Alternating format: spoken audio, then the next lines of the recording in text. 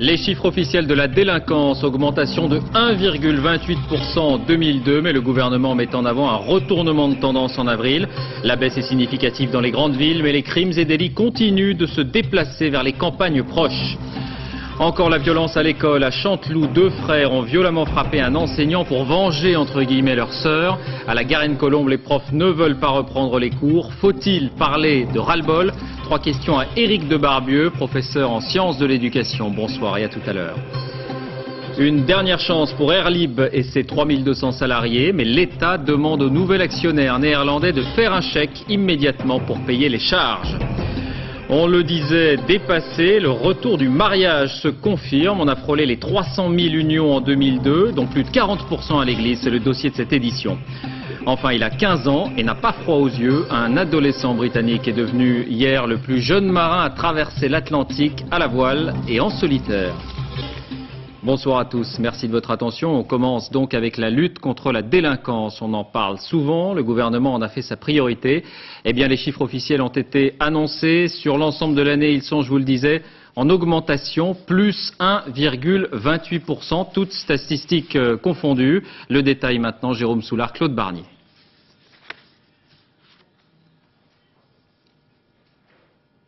Si tout va bien, dans un instant, le détail de ces statistiques rendues publiques donc tout à l'heure par le ministère de l'Intérieur. Jérôme Soulard, Claude Barnier.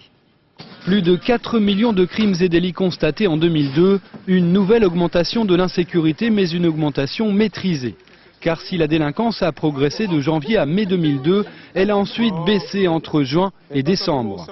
Dans les zones urbaines, la police enregistre des résultats encourageants, moins 1,4%. À la campagne, les gendarmes en revanche voient une nouvelle augmentation de l'insécurité, plus 8,6%. En 2002, ce sont les délits à la législation des stupéfiants qui enregistrent la plus forte hausse, plus 18%. Les vols avec violence, toujours très nombreux, baissent très légèrement, moins 0,61%. Quant aux mineurs mis en cause cette année, ils sont encore plus nombreux, plus 1,9%. Derniers chiffres, policiers et gendarmes ont élucidé plus d'1 million de faits de délinquance, c'est-à-dire un peu moins de 27% de la totalité des affaires. Et puis à signaler aussi que le nombre d'homicides est en forte hausse, 1322 meurtres l'an passé, plus 26%. On revient maintenant sur la grande tendance, déjà repérée l'an dernier, le déplacement de la délinquance des villes vers les campagnes proches. Les gendarmeries le constatent tous les jours, exemple autour de Caen, en Normandie, Mathias Hillion, Ludovic Tourte. Voilà ce qui pourrit la vie des gendarmes depuis plusieurs années autour de Caen. Des vols dont les auteurs sont de plus en plus jeunes. Exemple ce salon de coiffure cambriolé par des adolescents de 12 à 14 ans. Les montants de fenêtres sont saccagés, il y a des chambranles de portes d'arrachés. Ils ont mis une fougue, une vigueur qui est digne de jeunes majeurs, pas digne d'un mineur de 13 ans. En plus de ces faits classiques dans le Calvados, les gendarmes sont confrontés à une nouvelle délinquance. À Ouistreham, depuis la fermeture de Sangatte, des clandestins se dissimulent près des ferries en partance pour l'Angleterre. Donc le soir, généralement, on fait des patrouilles à pied pour pouvoir vérifier dans tous les bosquets si ils se cachent juste avant l'embarquement. Il ne faut pas être toujours là en permanence. Donc on a également les autres communes à surveiller et les autres points sensibles. Dans ces communes environnantes, les vols et les dégradations se multiplient. Présumés responsables, cette fois-là, des candidats à l'exil. Qu'est-ce qui s'est passé ici là? Ben là, vous voyez, là, on a un squat, là, tous les signes du squat. C'est-à-dire qu'ils passent la nuit à 4-5 à l'intérieur. Pour ces gendarmes, cette nouvelle délinquance vient s'ajouter au reste. Les effectifs, eux, demeurent les mêmes. 1h du matin, une fourgonnette zigzag sur la route. Son conducteur refuse de s'arrêter jusqu'à l'intervention des gendarmes. Vous n'êtes pas net, hein, quand on vous dit d'arrêter, vous arrêtez s'il vous plaît. Excusez-moi, je vous avais pas vu. Hein? Les mains sur le capot. Dans ces zones rurales, personne n'est vraiment inconnu. Qu'est-ce qui t'arrive? Je sais pas, j'ai cru que c'était des jeunes qui nous embêtaient. T'as trop bu ou quoi? Non, du tout. Non, c'est bon, mais c'était brave. Bon, l'avantage de connaître ta population. Celui je le connais depuis qu'il est haut comme ça, le mignon. Direction la gendarmerie pour un contrôle d'alcoolémie. 10 secondes sans vous arrêter. Encore. 1,78 g au lieu de 0,80 g. Donc ça fait pas mal, hein. Ça fait 2 fois au-dessus du taux légal de 0,80 g. Conséquence, un retrait de permis pour le jeune homme et 2h30 de procédure pour le gendarme. À Caen, le lieutenant-colonel Védrine regarde chaque jour de très près les chiffres de la délinquance de son département. Après une mauvaise année 2001, ces statistiques se stabilisent en 2002. Très clairement, nos moyens n'étaient pas assez nombreux autour de Caen, où se commettent dans un rayon de 20 km environ autour de Caen, environ un fait sur deux recensé par la gendarmerie. Alors, les gendarmes ont redéployé leurs propres effectifs sans attendre de décision ministérielle. Apparemment, ça a marché, mais les bons résultats de la fin de l'année demandent à être confirmés. En bref, on a appris la mort de cette infirmière de 37 ans grièvement brûlée dans le hall de son immeuble par un déséquilibré. C'était à la veille de Noël. Il avait déclaré à la police avoir agi sous une impulsion divine. Et il s'agit d'un récidiviste puisqu'il avait été mis en cause dans une agression du même type en avril 2001 mais n'avait pas été condamné faute de preuves. À propos de violence, le ras-le-bol des profs. On ira dans un instant à la Garenne-Colombes où les cours sont toujours suspendus. D'abord cette dernière affaire à Chanteloup. C'était vendredi dernier. 2 frères ont tabassé un enseignant parce qu'il avait réprimandé leur petite sœur de 12 ans. Jugés en comparution immédiate, ils ont été condamnés tout à l'heure à 5 mois de prison ferme. Émilie Lançon, Guillaume Fautra. 4 jours après, le jeune professeur de physique porte encore les traces des coups qu'il a reçus. Très choqué, à sa sortie du tribunal, il gardera le silence. Tout commence jeudi dernier. L'enseignant, chahuté par sa classe, demande à un groupe d'élèves de cesser de faire les pétasses. Soria, 13 ans, prend l'insulte pour elle. Le soir, elle en parle à sa sœur, qui prévient leur grand frère. Le lendemain, les 2 jeunes gens se rendent au collège pour discuter, disent-ils. Mais là, ils tombent sur l'enseignant, le roue de coups et l'insulte. Les frères avaient déjà un casier judiciaire. Aujourd'hui, ils viennent d'être condamnés à 5 mois de prison ferme. Se retrouver en prison parce qu'on a cru bon de devoir venger l'honorabilité de la famille qui avait été mise en cause par cet enseignant, c'est vrai que c'est quand même un petit peu fort. 5 mois de prison, c'est moitié moins que ce que réclamait le procureur. Les parties civiles qualifient, elles, ce jugement de modéré et pensent maintenant à l'avenir. Ce genre d'affaire ne se termine pas à la sortie de la salle d'audience, parce qu'il y a à gérer la rencontre du lendemain et les semaines qui vont suivre, etc., etc., avec un conflit grave et très durement ressenti par les professeurs. Par solidarité avec leurs collègues, les enseignants du collège René Cassin arrêteront leurs cours quelques instants mercredi. Les 2 frères, eux, ont décidé de faire appel. Et pendant ce temps, à la Garenne-Colombes, la situation est toujours bloquée. Une semaine après l'agression d'un enseignant au couteau, les 62 professeurs veulent marquer le coup. Ils réclament notamment le classement de leur lycée en zone d'éducation prioritaire. Claude Poznanski, Yves Ginca. Aujourd'hui, nous ne sommes pas en mesure de reprendre les élèves. À 8 h ce matin, les élèves ne sont pas rentrés en classe. Les enseignants estiment qu'ils ne peuvent assurer leurs cours en toute sécurité. Ils dénoncent aussi les menaces de sanctions qui pèsent sur eux. Mais pour les parents invités ce soir à discuter avec les professeurs, l'important, c'est la reprise des cours. Moi, ça fait 1 semaine que mon enfant n'a pas classe. Je suis solidaire effectivement de ce problème, mais il faut quand même qu'il y ait une prise de conscience, je dirais, à un autre niveau, et que les cours soient assurés d'une manière, je dirais, fiable. Plus de sécurité pour nos enfants, et puis les cours, parce qu'à la fin de l'année, il y a quand même les examens. Les professeurs ont obtenu la nomination d'un aide-éducateur et d'un surveillant supplémentaire, mais ils réclament le classement du lycée en ZEP avant de reprendre leurs cours. On demande un classement en ZEP en fait, pour pérenniser en fait, les moyens que nous espérons obtenir à court terme pour assurer la sécurité dans le lycée. C'est-à-dire que s'il n'y a pas de classement en ZEP, ces moyens peuvent être remis en cause dès septembre prochain, à la prochaine rentrée. Le classement ZEP, cela signifie plus d'enseignants, plus de moyens en matériel et surveillance, des classes moins chargées et des primes et des points supplémentaires pour les enseignants. Le ministère revient assez régulièrement sur les classements en ZEP et ne va, me semble-t-il, pas rouvrir un dossier sur le vu d'un seul établissement. Dialogue difficile entre l'inspection académique et les enseignants. Il faut encore attendre pour savoir si les cours reprennent demain. Oui, des enseignants très déterminés en tout cas, et ça n'est pas la première fois depuis quelques semaines. Merci d'être avec nous, Éric de Barbieux. Vous êtes, je le disais, professeur de sciences de l'éducation et directeur de l'Observatoire européen de la violence scolaire. On a le sentiment que le phénomène de la violence à l'école a été minimisé pendant plusieurs années et qu'aujourd'hui il y a une crispation, un ras-le-bol vraiment des profs sur ce sujet. Je pense que ce serait avoir la mémoire assez courte de penser qu'il a été minimisé. Je pense que depuis 10 ans, c'est même un des sujets essentiels de l'éducation. On a attendu tous les ministres au pied du mur de leur plan contre la violence à l'école. On attend cela, c'est tout à fait normal. Non, la violence à l'école, c'est un problème qu'il ne faut ni nier ni exagérer. La tendance lourde, on l'a démontré, nous, dans nos enquêtes, on a interrogé, vous savez, plus de 35 000 élèves en France et en Europe. La tendance lourde est effectivement à une certaine augmentation, limitée, ciblée, pas n'importe où, de violences qui sont pas toujours aussi spectaculaires que celles qu'on peut voir, mais qui sont effectivement, et on peut comprendre la crispation des enseignants, de plus en plus tournées contre l'école, des violences qu'on appelle antiscolaires, des violences contre les profs, des violences contre les bâtiments, et ça c'est une tendance lourde sur laquelle il faut réfléchir. Alors les ministres chargés de l'enseignement, Luc Ferry, Xavier Darcos, qui présentaient aujourd'hui leurs vœux, ont indiqué qu'il y avait un plan anti-violence à l'école qui était en cours de réalisation, avec notamment des portiques et des caméras. Est-ce que c'est la solution ? Il ne faut pas être naïf, hein. Il est vrai que certaines solutions techniques peuvent, à certains endroits, être tout à fait nécessaires. Bon, ça se fait au cas par cas, vous savez, pas de solution globale. Maintenant, il est bien évident aussi que la sanctuarisation de l'école, le fait de rendre une école forteresse, c'est la désigner parfois comme une cible. C'est pas moi qui dis ça, c'est les fabricants de clôtures aussi bien avec qui je travaille.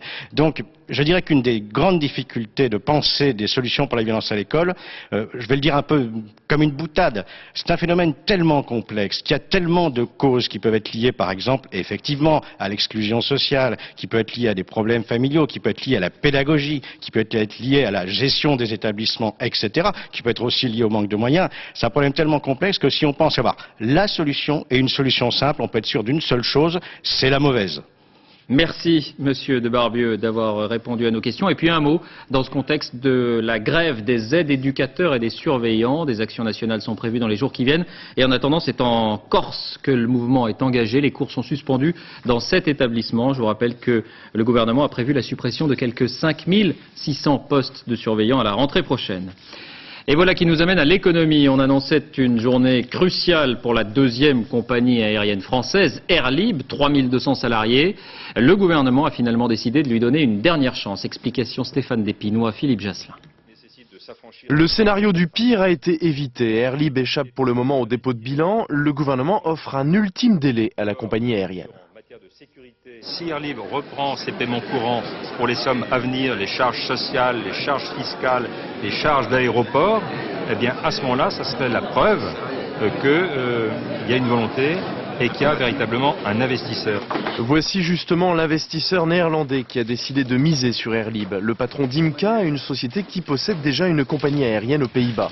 Imca est prête à verser entre 20 et 50 millions d'euros pour qu'Air Libre puisse poursuivre ses opérations. Air Libre a besoin d'argent fraîche, bancaire, de garanties et un partenaire. Ça, c'est notre spécialité. Le repreneur dispose de 48 heures maintenant pour s'entendre avec le gouvernement et régler les problèmes financiers d'Air Libre. Une nouvelle attente pour les salariés de la compagnie en perpétuel sursis, même si les vols, eux, se poursuivent. Jean-Pierre Raffarin veut rassurer les fonctionnaires. Jacques Chirac les avait bousculés la semaine dernière lors des vœux en les appelant à la réforme et à l'audace. Le Premier ministre les a cajolés aujourd'hui lors d'une visite à Arras. Je suis agacé par ceux qui critiquent à longueur de temps la fonction publique au nom d'une approche idéologique, a-t-il lancé, en rappelant notamment leur mobilisation après les chutes de neige ou contre la pollution du Prestige.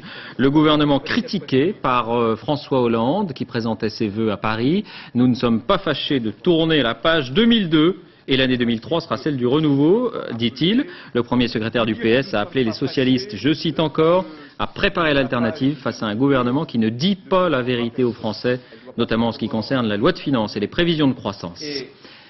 Le reflux de la vague de froid, Météo France avait lancé un bulletin d'alerte pour le Nord-Pas-de-Calais et l'Île-de-France, entre autres, hier soir. Erreur ou excès de prudence, on va en parler dans un instant.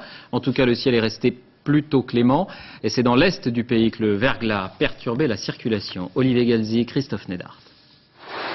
Les automobilistes avaient pourtant été prévenus. Ça glissait cet après-midi sur les autoroutes de l'Est. 35 accidents en Moselle, 13 dans le Bas-Rhin. Dès 14 h, la circulation était interdite aux poids lourds, comme ici sur l'A4, près de Strasbourg. En cause, le verglas, même si les chauffeurs n'étaient pas tous ravis de devoir garer leur véhicule. On peut rouler ici, il n'y a pas de problème. Peut-être que cette nuit, avec plus de neige, ce sera plus compliqué. Alors c'est normal, il faudra peut-être s'arrêter, mais pour l'instant, c'est bon.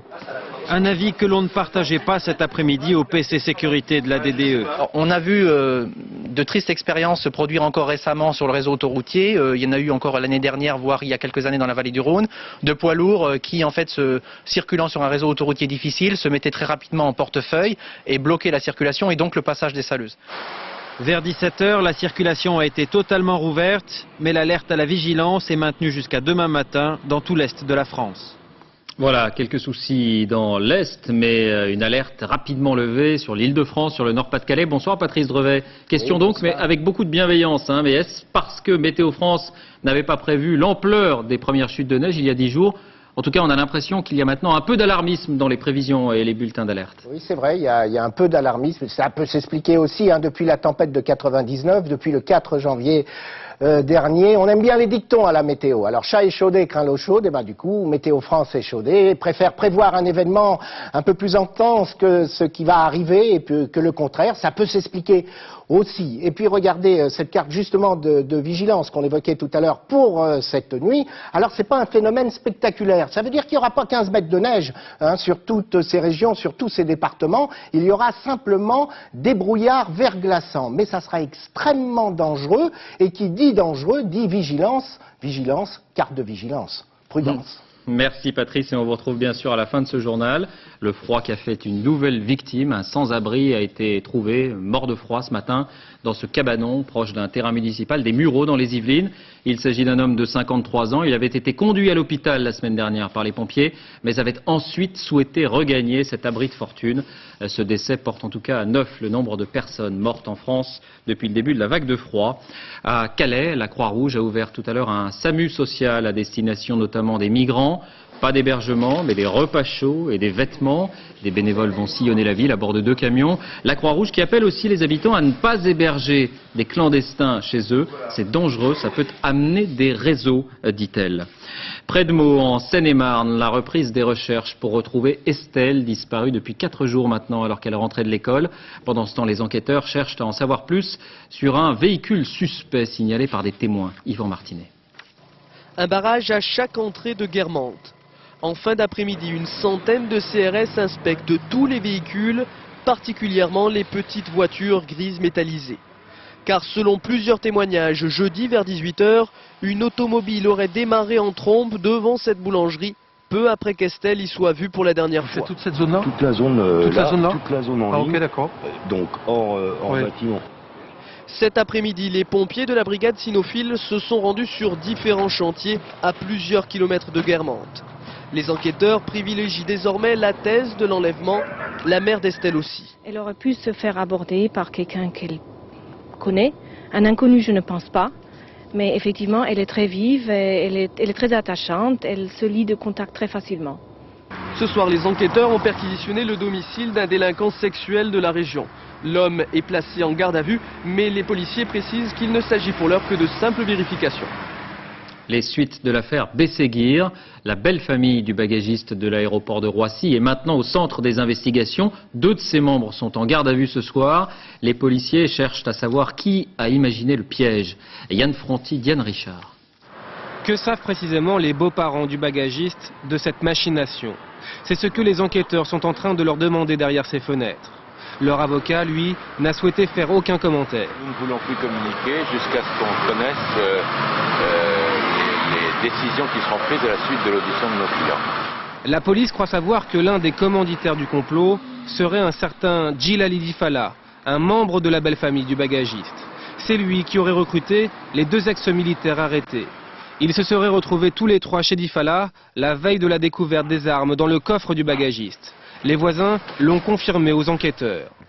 On a juste vu ce gars-là qu'on n'avait jamais vu, parce que bon, on s'étonne quand on entend du bruit dans l'escalier, on est averti par le chien. Et puis on regarde toujours qui c'est qui rentre et qui sort quand même, parce que... Donc le HIR. Le HIR, oui. Le HIR, l'ex-légionnaire qui a dénoncé le bagagiste policier. Ce soir, il est toujours écroué avec son complice. Djilali Difala, lui, est activement recherché. Introuvable, il serait en Algérie. La crise irakienne, les inspecteurs ont encore besoin de quelques mois pour terminer leur mission. Déclaration du directeur de l'Agence internationale de l'énergie atomique. l'Égyptien Mohamed El Baradei. Il était aujourd'hui en visite à Paris. Le 27 janvier sera remis un rapport d'étape, mais ce ne sera pas une date butoir, a-t-il indiqué, tout en réclamant une coopération active et non passive de Bagdad. À ses côtés, vous le voyez, le ministre des Affaires étrangères français, Dominique de Villepin. Il a réaffirmé que la guerre était la pire des options. Côté américain, les télévisions retransmettent désormais quasi quotidiennement les images de troupes en partance pour le Golfe. Et des milliers de réservistes, vous le savez, ont commencé l'entraînement. Ils sont publicitaires ou profs d'anglais. À chacun sera assignée une tâche très précise. Envoyé spécial dans le Maryland, Étienne Lénart, Aaron Diamond. Pendant que d'autres vont à la pêche, les réservistes de la 443e compagnie de la police militaire passent leur week-end une fois par mois à s'entraîner. L'unité est spécialisée dans le traitement des prisonniers de guerre. La langue des adversaires est supposée être l'arabe. Le sergent Emerly supervise l'exercice. Comme tous les autres, elle s'est engagée et sait, dans la perspective d'une guerre, qu'elle peut du jour au lendemain être mobilisée. Dans son cas, les choses ne changeraient pas vraiment. Elle est officier de police. Il y a beaucoup de points communs entre le métier de policier et ce que je fais dans l'armée, comme par exemple arrêter des gens dans la rue et s'occuper des prisonniers de guerre. John Quayle, lui, est prof d'anglais, marié, père de 3 enfants, et il participait ce week-end à un atelier de défense contre une attaque chimique. Après le 11 septembre, l'unité avait été mobilisée pendant 12 mois pour du travail de maintien de l'ordre au Texas. 12 mois loin des siens, mais son patriotisme est à ce prix. En devenant réserviste, je satisfais ce désir de servir mon pays et en même temps j'ai une carrière dans le civil avec une vie de famille assez stable. L'unité est commandée par le capitaine Jonathan Bennett, publicitaire de son État, et lui aussi un jeune père de famille. En cas de mobilisation, il serait payé par l'armée et non plus par son entreprise, un sacrifice supplémentaire. Nous essayons d'économiser parce que son salaire versé par l'armée, s'il est mobilisé, va forcément diminuer. Et puis nous essayons de profiter de chaque jour. Bien sûr, c'est un sacrifice. Mais nous nous y sommes préparés. Nous savons que cela va arriver. 1 222 000 Américains sont prêts, si nécessaire, à répondre à l'appel de leur gouvernement. Plus de 56 000 d'entre eux ont déjà été mobilisés pour la guerre contre le terrorisme. Et face au corps diplomatique accrédité au Vatican, le pape a répété qu'il fallait tout faire pour éviter la guerre en Irak, terre de prophètes dont la population est déjà exténuée par l'embargo. Fin de citation. La guerre est une défaite pour l'humanité, a déclaré Jean-Paul II. En bref, toujours à l'étranger, d'abord cet accord de cessez-le-feu en Côte d'Ivoire, signé à Lomé entre le gouvernement et les chefs des 2 mouvements rebelles, de bon augure donc avant les discussions de Paris après-demain. Et puis une alerte, mais sans gravité pour la reine d'Angleterre. À 76 ans, elle a été opérée au genou droit. Tout s'est bien passé, selon Buckingham. Et on revient maintenant aux États-Unis, où se déroule en ce moment le salon de l'automobile de Détroit. Dernière tendance, les 4x4, ces grosses voitures à 4 roues motrices, n'ont plus la cote. En tout cas, elles sont sévèrement critiquées par les défenseurs de l'environnement. Une campagne télé franchement radicale a même été lancée à New York. Pascal Golomer, Tristan Lebras. Incontournable. Une voiture sur 5 vendue aujourd'hui aux États-Unis est un 4x4. Les constructeurs sont ravis, les stations-service aussi, car elles consomment en moyenne 15 à 20 litres au 100 km. Anti-patriotique, répond un groupe de militants dans un spot télévisé, avec un goût certain pour la provocation. Voici Georges. Voici l'essence que Georges achète pour son 4x4. Voici les pays où les compagnies achètent le pétrole que Georges met dans son 4x4. Et voilà les terroristes qui touchent de l'argent de ces pays à chaque fois que Georges fait le plein de son 4x4. Raccourci saisissant dans l'intérêt du pays. Nous devons tout faire pour réduire la consommation d'essence. C'est une question de sécurité nationale, car ainsi on pourrait se passer du pétrole du Golfe Persique. Moins politique, le Conseil national des églises, qui dans cet autre spot dénonce les méfaits que les 4x4 pollueurs causent à l'œuvre du Créateur, avec une question, que conduirait aujourd'hui Jésus? Mais qu'on l'accuse de tous les péchés n'empêchait pas le propriétaire de 4x4 de faire le plein ce matin, sans sourciller. Non, moi je trouve que ça consomme pas plus qu'une voiture normale, ça fait pas plus de mal à l'environnement.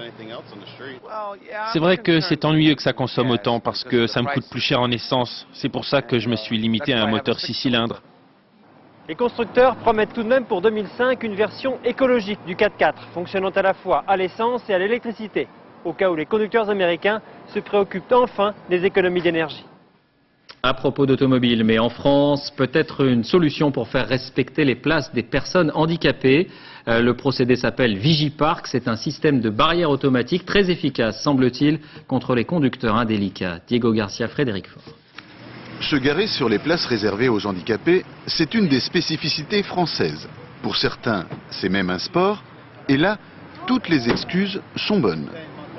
Est-ce que je peux savoir pourquoi vous vous êtes garé sur ces places Parce que ma femme est enceinte et donc je me suis dit on va faire des courses vite fait quoi. Ouais. Donc on fait ici, pourquoi et vous savez que vous n'avez pas le droit malgré cela de... Ouais, c'est bien, oui. Comment s'étonner alors de voir les voitures de personnes valides sur des emplacements réservés? Pour faire respecter les places handicapées, une association a imaginé Vigipark, un système qui fonctionne grâce à une télécommande réservée aux seuls handicapés, prix 15 €. L'appareil, lui, coûte 1 200 €. Il est entièrement financé par la publicité.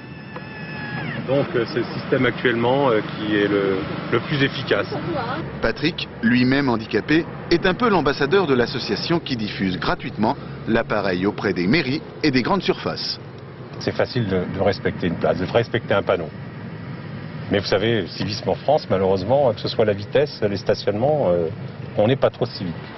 Aujourd'hui, une soixantaine de villes testent ce système en région parisienne, comme ici, à Épinay-sur-Seine. Le système Vigipark devrait s'étendre à toute la France d'ici 2 à 3 ans. Tant pis pour les adeptes du « j'en ai pour 2 minutes ». La santé avec d'abord ce chiffre qui montre qu'il y a du progrès sur le front de la vache folle. Selon l'AFSA, l'Agence française de sécurité sanitaire, le nombre de cas recensés a baissé l'an dernier à 240 en 2002 contre 276 en 2001. Un chiffre encourageant selon les autorités. Le lancement aujourd'hui d'une grande campagne de communication pour promouvoir les médicaments génériques. Objectif, faire des économies bien sûr. D'abord, le spot que vous découvrirez à partir d'aujourd'hui. Alors papa, ton Toubib. Moi je comprends pas. Pour mon traitement, il m'a donné un médicament générique. Je le sens pas. Pourtant c'est aussi efficace, c'est pareil. Non, c'est pas pareil, la preuve, c'est même pas le même nom.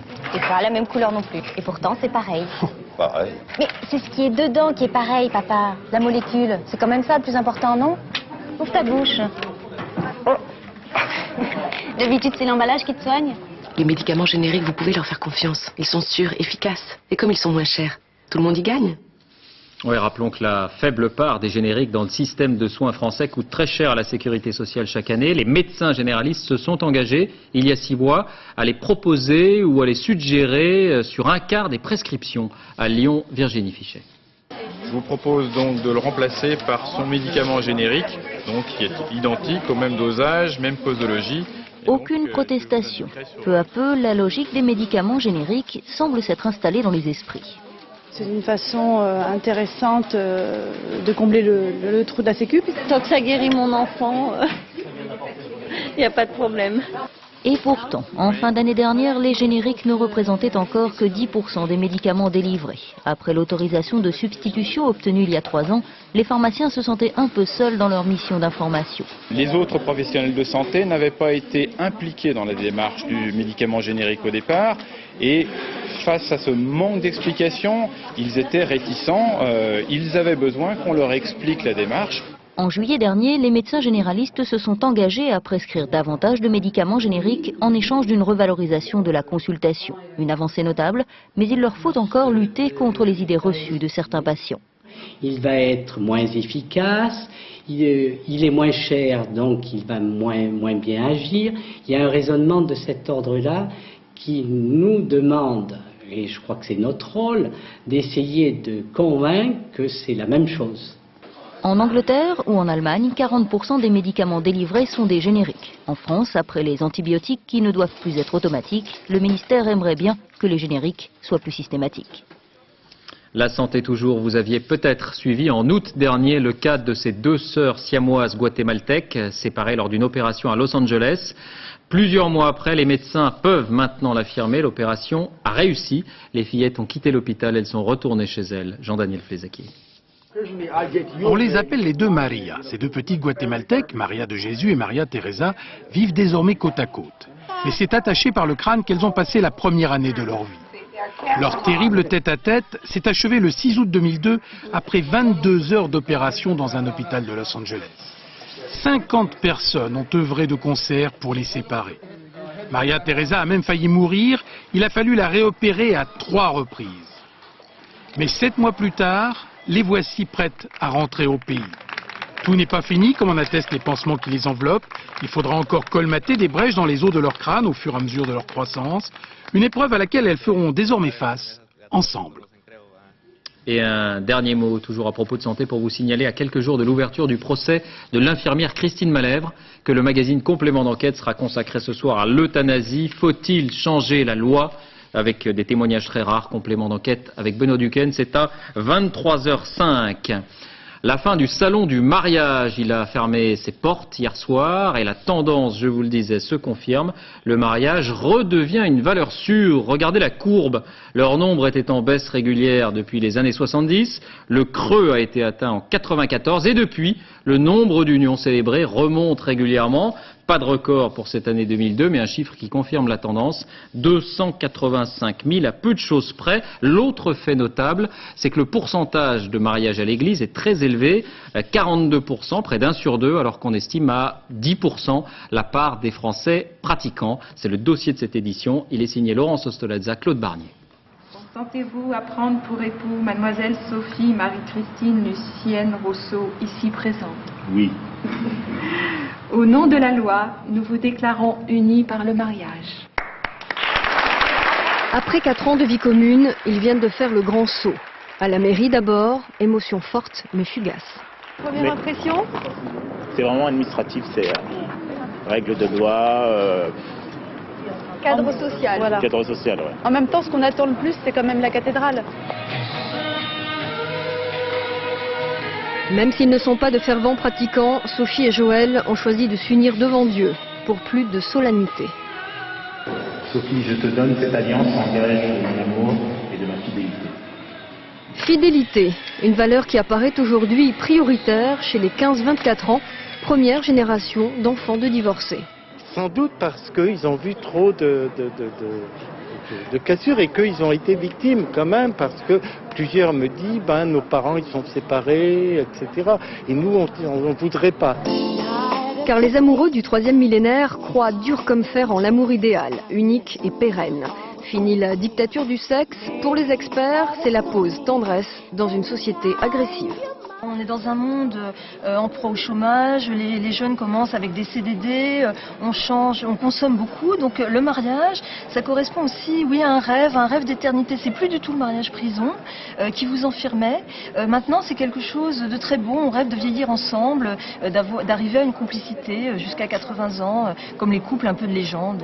Allez, vive le marié! 1, 2, 3, vive le marié! En quête d'un amour d'exception, les jeunes se tournent vers la religion, car ils ont besoin de rites, de sacré, un choix parfois plus culturel que religieux. Du coup, à la belle saison, les églises affichent complet, au point que les évêques doivent prendre des mesures pour éviter le surmenage des prêtres. Le diocèse d'Évry, par exemple, a instauré des quotas de célébration.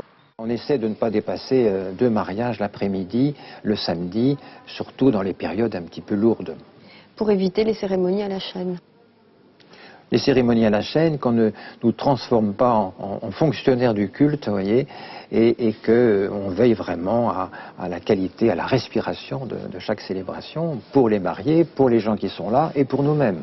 Vive les mariés!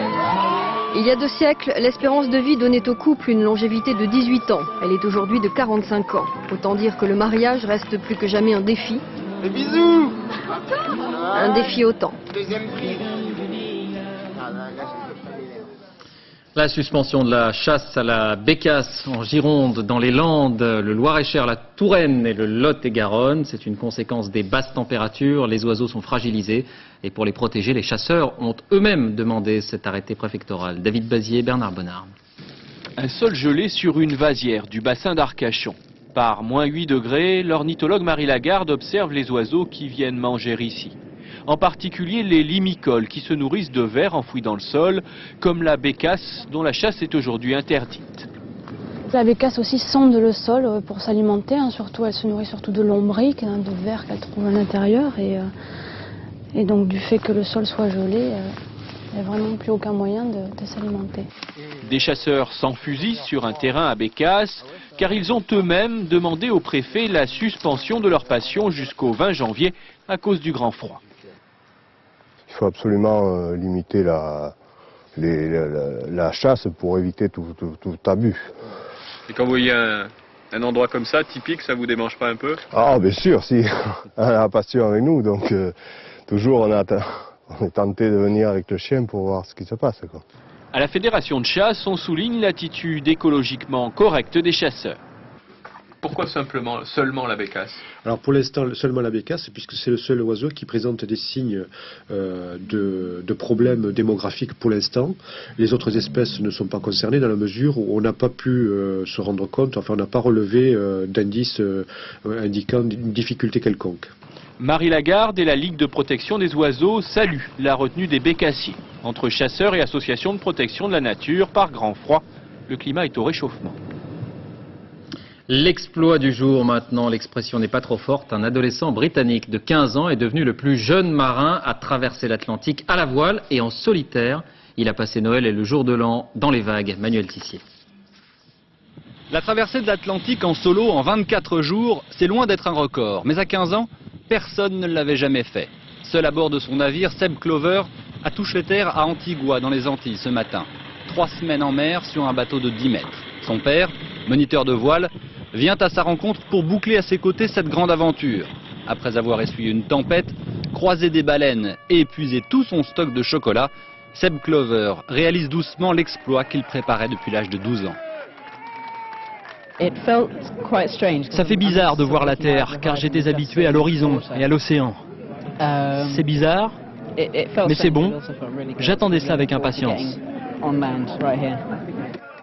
Accueilli en héros par les habitants d'Antigua et en fils chéri par ses parents, Seb Clover va pouvoir rentrer chez lui et dans le livre des records. Et toujours à propos de grand large, l'aventure d'Olivier de Kersauzon qui tente actuellement, vous le savez, de battre le record du tour du monde à la voile. Le marin et son équipage ont été assaillis la nuit dernière par un calamar géant long de 8 ou 9 mètres. Il se serait accroché au bateau. On écoute Olivier de Kersauzon que nous avons joint par téléphone. Moi, je commençais à être vraiment inquiet parce que je me disais si ça se décroche pas, on va faire quoi nous contre un animal qui doit être de taille très grande, puisque si les tentacules qui autour du safran sont de la taille de mon avant-bras, c'est qu'il y a quelque chose qui va pas, quoi. Le seul système, c'est la hache, et encore, quoi. Et moi je me disais, mais on n'a rien pour l'allumer, quoi. Hein. Faire qu'on fasse ça au couteau de poche, ça va pas être... alors on se disait peut-être qu'en lui balançant des fusées dans la gueule ou un truc comme ça, mais une masse visqueuse comme ça, importante, je peux pas donner de taille, moi je peux juste te dire la taille des bras que j'ai vu enserrer le safran par le hublot, quoi. Oui, vous savez qu'on s'interroge sur l'existence de ces calamars géants. Nul doute que le témoignage d'Olivier de Kersauzon sera précieux pour les océanographes. Tennis, les Français en pointe aux internationaux d'Australie. 9 tickets pour le deuxième tour, hommes et femmes ensemble. Ici, c'est Sébastien Grosjean qui a battu Fernando Meligeni 6-4, 6-2, 6-3. Et à noter une surprise, une grosse surprise dans le tableau féminin, l'élimination de la tenante du titre, l'américaine Jennifer Capriati, sortie par la 90e mondiale, l'allemande Marlene Weingarter. 30 ans après, les Beatles revivent. 500 enregistrements ont été retrouvés aux Pays-Bas au terme d'un an d'enquête. La police a arrêté 5 personnes accusées de recel. Ces enregistrements, qui comporteraient quelques inédits, avaient été volés il y a 30 ans. Sophie Jouve, Abdelmostefa. Ça n'a l'air de rien, mais dans ces enregistrements anonymes, il y a un trésor. 500 inédits des Beatles, disparus depuis 32 ans, et retrouvés ce week-end aux Pays-Bas. Ce sont des originaux. Et à ce titre, ils font partie du patrimoine musical britannique. Ils sont uniques.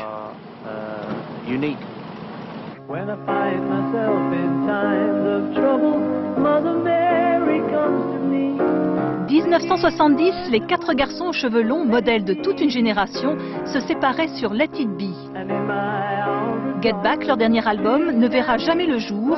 Les bandes ont été volées dans les studios d'Abbey Road. C'est l'ébauche de ce disque inédit qui vient d'être retrouvé. pour redonner de la cohésion au groupe, Paul McCartney en particulier, parce que c'était son idée, avait décidé de refaire un maximum de chansons. Et on peut entendre, outre des compositions des Beatles, il y en a c'est vrai, mais il y a aussi énormément de reprises de vieux rock'n'roll de Chuck Berry, de Little Richard, de Fats Domino. Certains morceaux piratés circulaient d'ailleurs depuis longtemps. Ils devraient pouvoir retrouver une vie officielle pour le plus grand bonheur de millions de fans et de quelques maisons de disques.